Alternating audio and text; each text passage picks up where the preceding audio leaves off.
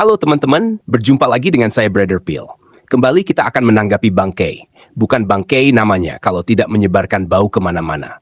Kali ini bangkai menggunakan Injil Barnabas untuk membenarkan imannya. Dan kali ini kita akan dibantu oleh sahabat kesayangan bangkai untuk bungkam mulut bangkai. Penasaran siapa dia? Kita saksikan dulu pernyataan bangkai berikut.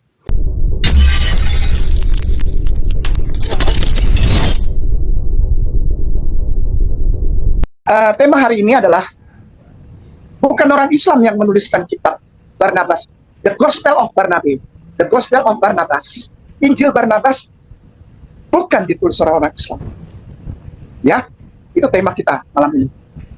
Barusan bangkai katakan bahwa yang menulis Injil Barnabas bukanlah orang Islam. Tapi apa kata sahabatnya yaitu Donditan soal siapa yang menulis Injil Barnabas? Berikut pernyataan Donditan. Ini Pak, yang Bapak tanya Injil Barnabas itu yang mana Pak? Yang ini? Yang ini? Atau yang ini? Nah, ya, jadi itulah pentingnya kita mempelajari Pak ya. Gini Pak, yang disebut dengan Injil Barnabas itu ada 3 Pak. Yang pertama namanya Epistle of Barnabas, yang ini. Ini ditulis kira-kira abad kedua Masehi. Yang kedua namanya Acts of Barnabas, ditulis abad kelima Masehi. Yang ketiga itu yang ini, Gospel of Barnabas. Ini yang ditulis katanya abad ke-13 Masehi, diterjemahkan ke bahasa Italia abad ke-15, diterjemahkan ke bahasa Spanyol abad ke-16. Mungkin yang Bapak tanya ini, ya, karena ini yang sering dibahas orang, bahwa katanya ini yang menyebutkan akan ada nabi lagi yang bernama Ahmad. Betul Pak? Yang nulis ini katanya ini Pak, katanya. Yang nulis ini orang Muslim Pak. Ya. Yang kedua, yang nulis ini tidak tahu tradisi Yahudi. Yang ketiga, di dalam Gospel ini, yang disebut Al-Masih itu Nabi Muhammad SAW, bukan Nabi Isa alaihissalam. Itu kan. Jadi sesuai nggak dengan Quran? Yang disebut Al-Masih Nabi Muhammad SAW, bukan Nabi Isa alaihissalam. Sesuai nggak Pak dengan Quran Pak? Hah? Sesuai nggak Pak? Tidak. Nah kalau tidak, makanya saya nggak pernah bahas Pak ini Pak. Karena ini juga bukan dokumen Kristen, juga bukan dokumen yang diterima oleh jumhur ulama. Ini bukan dokumen resmi Islam gitu. Ini hanya tulisan orang-orang yang mungkin pada zaman itu ingin menyampaikan sesuatu melalui tulisannya yang untuk menandingi atau sedang berbantah-bantahan dengan kalangan Kristen. Mungkin Pak ya. Tapi dia menyebutkan Al-Masih Nabi Muhammad SAW, bukan Nabi Isa alaihissalam. Makanya saya nggak pernah bahas. Jadi kita jangan pakai ini sebagai rujukan gitu Pak. Ya. Setelah kemarin kita pakai mulut Donditan untuk bungkam para ustadz soal nama Muhammad dalam Kidung Agung. Kalau ini kita gunakan Donditan untuk membersihkan bangkai. Saya menjawab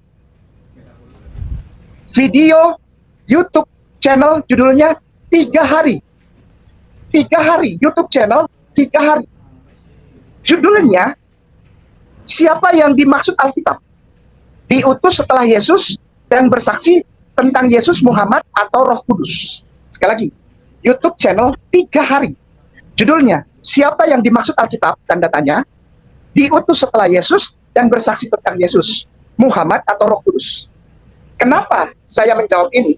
Kenapa Kainama menjawab video YouTube ini? Karena di dalam video itu ada kata-kata yang menghujat keislaman. Apa? Dibilang orang Islam mengais-ngais kitab suci orang Kristen untuk membenarkan nubuatan tentang Rasulullah. Ada seorang pendeta yang pernah debat sama Kainam di video itu bersama seorang anak muda yang nggak tahu dia laki-laki apa perempuan. Yang tidak tahu, Kainam tidak tahu dia laki-laki apa perempuan. Itu ngomong enak banget, dia bilang itu para polemikus Islam mengais-ngais. Pak pendeta yang terhormat yang pernah debat sama Kainam di Surabaya, saya mau bilang sama kamu malam ini, pendeta, orang Islam tidak ada yang pernah mengais-ngais kitabmu. Kenapa? Karena itu pun bukan kitabmu. Itu bukan kitabmu. Pernah diambil dan diakui menjadi perjanjian lama. Kitab dari Matius, Markus, Lukas, Yohanes. Profesor Dr. John Barton dari Amerika Serikat bilang, there's no New Testament in the time of New Testament. Saya beriman kuat kepada Al-Quranul Karim. Al-Quranul Karimku ini lebih daripada kitab. Lebih. pendeta yang pernah debat sama saya di Surabaya, dengan tertawa-tawa dia bilang umat Islam mengais-ngais para polemikus untuk pembenaran. Nggak ada untungnya. Nggak ada. Al-Quran pun jauh daripada kitab sucimu. Itu bukan kitab suci, brother. Lukas menulis dalam Lukas 1 ayat 1 sampai 4, nomor 1 sampai 4. Lukas 1 nomor 1 sampai 4. Itu bukan. Dalam surah Al-A'raf ayat 157 dikatakan bahwa nama Muhammad tertulis dalam Taurat dan Injil. Dan dalam tafsiran Kemenak menunjukkan bahwa nubuatan itu ada dalam Kejadian 21 ayat 13, 18, Ulangan 18 ayat 15, dan Yohanes 14 ayat 16. Kalau Bangkei tadi katakan Islam tidak mengais-ngais, lalu ini apa? Kenapa Kemenak mengutip Injil Yohanes untuk membuktikan nubuatan Muhammad? Tadi Bangkei katakan Perjanjian Lama bukan kitab Kristen, dan keempat Injil bukan kitab suci. Tapi lucunya Bangkei mencari nubuatan nabinya di kitab yang bukan kitab suci. Berikut adalah reaksi Bangkei ketika ditegur oleh seorang ustadz saat Bangkei mengutip Perjanjian Lama dan Baru untuk mencari nubuatan nabinya. Saya nggak ngerti ada orang yang bilang apa, Kainama cabut pernyataanmu tentang Mesulam dan tentang Etmak. Yang ngomong gitu orang Islam. Aku sudah menyelidiki dari Tanakh, Torah, Nevim, Ketuvim. Aku sudah menyelidiki dari Targum. Aku sudah menyelidiki dari kitab-kitab Yahudi. Aku sudah menyelidik. Lu nyelidikin ke kitab Yahudi yang gak bakalan nongol, bos. Ahmadnya. Mereka mau tutup itu. Gimana, juragan? Imani saja. Di dalam surat As-Saff ayatnya yang ke-6. Isa ibnu Maryam qala, ya Bani Israel, katanya, aku sebagai Isa ibnu Maryam, Jesus Christ, membenarkan kitab Taurat. Dan akan datang seorang rasul setelah aku, namanya Ahmad.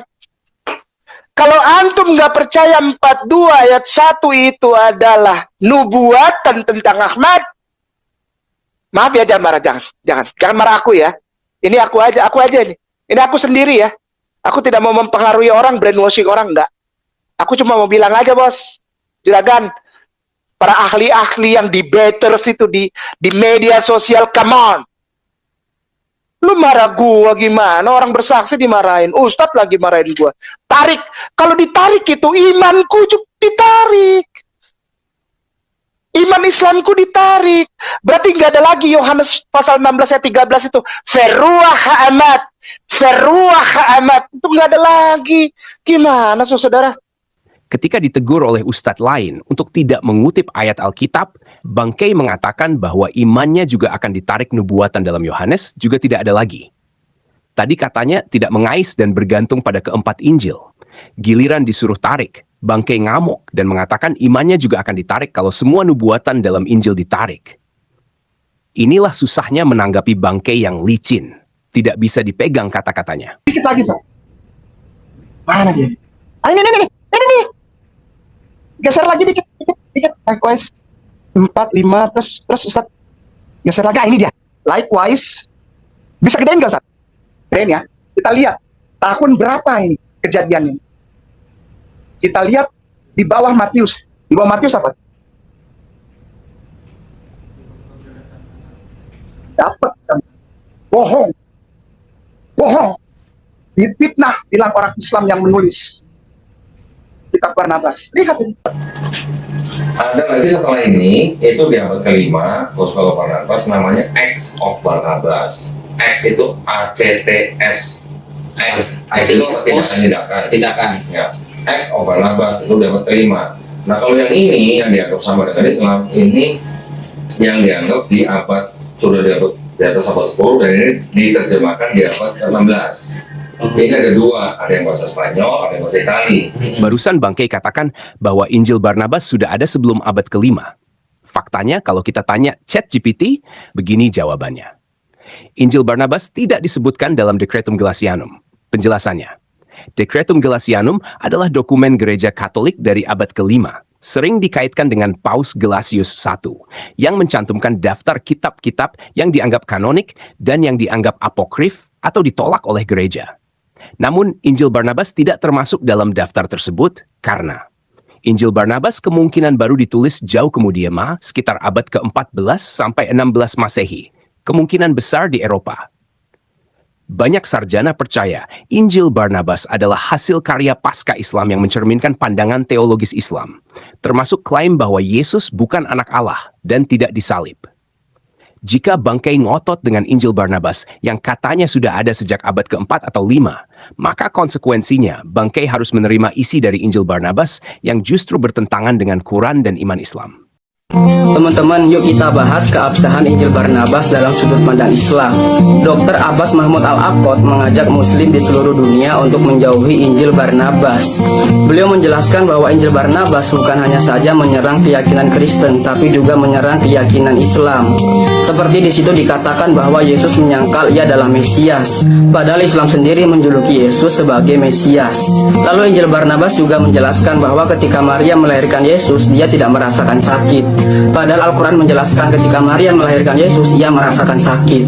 Al-Quran mengajarkan bahwa lapisan langit ada 7, sedangkan Injil Barnabas mengatakan ada 9. Para ahli berspekulasi bahwa penulis Injil Barnabas itu membaca karangan hayalan Dante tentang 9 langit menuju Firdaus. Jadi intinya yang namanya Injil Barnabas, baik dalam sudut pandang Kristen ataupun Islam, itu sama-sama tidak boleh dipakai. Kebenaran itu memang pahit kalau benar-benar kebenaran, tapi harus ditelan. Karena obat juga pahit, tapi dia. Teman-teman lihat, meski bertentangan dengan Quran, Bangkei tetap menggunakan Injil Barnabas untuk mencari pembenaran nubuatan nabinya. Oke teman-teman, demikian tanggapan kita terhadap pernyataan putus asa Bangkei yang mengais-ngais mencari nubuatan nabinya dalam Alkitab. Terima kasih untuk dukungan teman-teman. Tuhan Yesus memberkati. Anda sedang berhadapan dengan orang yang pengetahuan tentang Kristennya nol. Yang mau dukung channel Pil Pahit, silakan scan QR Code ini atau klik link di kolom komentar. Terima kasih. Buktinya bahwa Al-Quran benar, Nabi Isa tidak disalib. Apa? Tidak ada bukti. Sekali lagi, bukti. Sekali lagi, bukti. Sekali lagi, sekali lagi nama saya Bangkai saya. Kau berdebat dengan para pendeta saya. Tidak pakai laptop atau pakai HP, biar kata hitam tapi saya pintar. Bukti saya valid, bukti saya valid. Saya akan membuktikannya cuma 10 detik. Bukti Islam benar, Yesus tidak disalib. Ternyata tidak ada bukti. Sekali lagi nama saya Bangkai saya. Sengaja tidak jawab pertanyaan saat debat, karena itu strategi saya untuk muslim yang protes. Kalian saja yang debat. Bukti saya valid, bukti saya valid. Saya akan membuktikannya cuma 10 detik. Bukti Islam benar, Yesus tidak disalib. Ternyata tidak ada bukti. Sekali lagi nama saya Bangkai saya. Tidak pusing dengan muslim yang marah-marah. Paparanmu mana? Yuk muslim, jadi pintar yuk, kita pakai otak yuk. Sekali lagi nama saya Bangkai saya. Tidak pusing dengan muslim yang marah-marah. Paparanmu mana? Yuk muslim, jadi pintar yuk, kita pakai otak yuk. Bukti saya valid, bukti saya valid. Saya akan membuktikannya cuma 10 detik. Bukti Islam benar, Yesus tidak disalib. Ternyata tidak ada bukti. Sekali lagi nama saya Bangkai saya. Tidak pusing dengan muslim yang marah-marah. Paparanmu mana?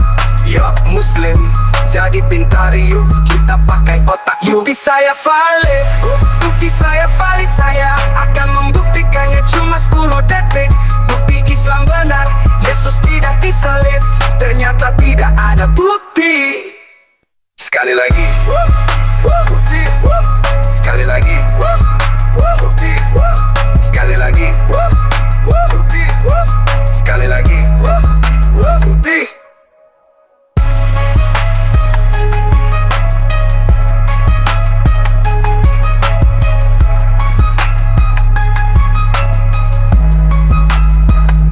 Jadi dengan kata lain begini, kita mau bicara tentang historical Jesus dengan tema yang begitu luar biasa, dan Pak Kainama datang dengan hanya satu bukti. Buktinya adalah tidak ada bukti. Sekali lagi. Astaga naga. Kita pakai otak yuk. Yuk, mau. Ayo. Yuk, jangan tiba-tiba memalukan Islam. Paparanmu mana? Gitu. Kok bisa nggak mamparkan kayak gini? Itu. Yuk kita pakai ini yuk. Jangan kosong nih. Kalau begini bunyi klak klak klak klak kosong.